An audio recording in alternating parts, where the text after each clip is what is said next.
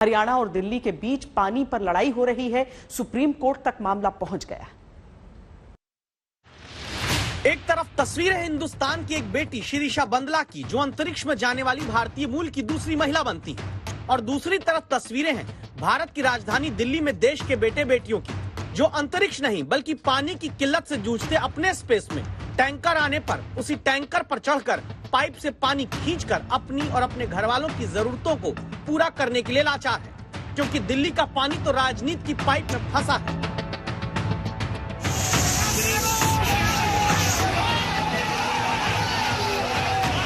इतने दिनों से दिल्ली में हाहाकार मचा हुआ, लेकिन दिल्ली सरकार ने कुछ नहीं किया। हरियाणा सरकार ने दिल्ली के हक का पानी रोक लिया है। जब दिल्ली में हालत ये कि वोट देकर सत्ता सौंपने वाली जनता सड़क किनारे घंटों बैठकर पानी का इंतजार करती है, और टैंकर आते ही अपनी अपनी बाल्टी अपना अपना पानी के लिए लोग टैंकर पर चढ़कर पाइप का एक हिस्सा उसके भीतर डालकर पानी की जंग लड़ने को मजबूर होते हैं, तब ये तस्वीर भी दिल्ली में सामने आती है, जहां पानी की राजनीति के दंगल में पानी की बौछार बीजेपी के कार्यकर्ताओं पर की जाती है ताकि वो पीछे हटे। तो ऐसा क्या हुआ कि जहां आम आदमी पानी के लिए परेशान है देश की राजधानी में, वहां जनता के लिए पानी कम है, राजनीति के लिए पानी बहुत ज्यादा है। पानी पर सच झूठ की लड़ाई में सोमवार को जेसीबी पर चढ़कर दिल्ली बीजेपी अध्यक्ष की अगुवाई में बीजेपी कार्यकर्ता केजरीवाल सरकार के मंत्री सत्येंद्र जैन के घर का पानी कनेक्शन काटने पहुंचे। ऐसा इसलिए क्योंकि 24 घंटे पहले आम आदमी पार्टी के कार्यकर्ता भी बीजेपी के दिल्ली मुखिया आदेश गुप्ता के घर का पानी कनेक्शन काटने पहुंचे थे। पानी का कनेक्शन काट राजनीति की नौबत दिल्ली में इसलिए आई क्योंकि यमुना दिल्ली में सूख गई। दावा है कि 1965 के बाद पहली बार दिल्ली में प्रमुख तौर पर पानी सप्लाई करने वाले वजीराबाद बैराज में जल स्तर सबसे कम स्तर पर आ चुका है। तो जब यमुना दिल्ली में सूखेगी तो जनता का गला भी सूखेगा। मैं मौजूद हूँ यमुना नदी के बीचों बीच, लेकिन यहाँ नदी नहीं बह रही है।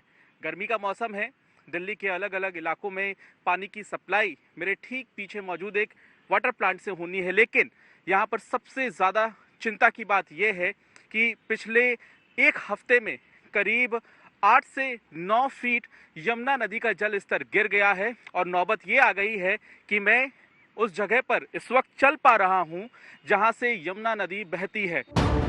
जहाँ पानी होना चाहिए वहाँ अगर पैदल चल सकते हैं, तो फिर यमुना का पानी दिल्ली वालों को जो मिलना चाहिए वो कहाँ गया? राजनीति के आरोप यहीं पर बहने लगते हैं। हरियाणा सरकार ने दिल्ली के हक का पानी रोक लिया है और वो दिल्ली की ओर नहीं आने दिया जा रहा है, जिसके चलते दिल्ली में यमुना नदी के माध्यम से जो पानी आता है उसका स्तर घट गया है।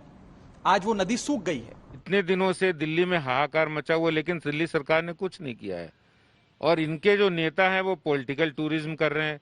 आखिर दिल्ली की जनता ने आपको चुनकर भेजा है कि दिल्ली में साफ स्वच्छ पानी, अविरल पानी उपलब्ध कराए। इसीलिए अब दिल्ली सरकार अपने हक का पानी हरियाणा से लेने के लिए सुप्रीम कोर्ट पहुंच गई, इस आरोप के साथ कि हरियाणा सुप्रीम कोर्ट के 1996 के आदेश की अवमानना करके दिल्ली का पानी रोक रहा है। क्योंकि 1996 में सुप्रीम कोर्ट ने यह आदेश दिया था, दिल्ली में पानी की जरूरत पूरा करने के लिए वजीराबाद बैराज को उसकी क्षमता मुताबिक हरियाणा पूरा पानी देगा।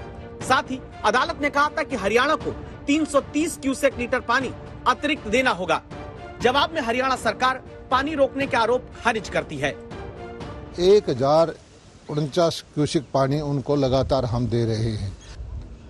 वो हरियाणा को बदनाम करने की जो उनकी प्रवृत्ति है उसको बंद करे। पानी के बर्बादी के आरोपों और दिल्ली की सूखी हुई यमुना की तस्वीरों के बीच में भले राजनीति खूब पानी से फल फूल रही हो, आम आदमी परेशान ही है, जिसे भारत की राजधानी में रहने के बावजूद पानी की पॉलिटिक्स में फंसकर रोज संघर्ष करना पड़ता है। संजय शर्मा के साथ पंकज जैन, दिल्ली आज तक।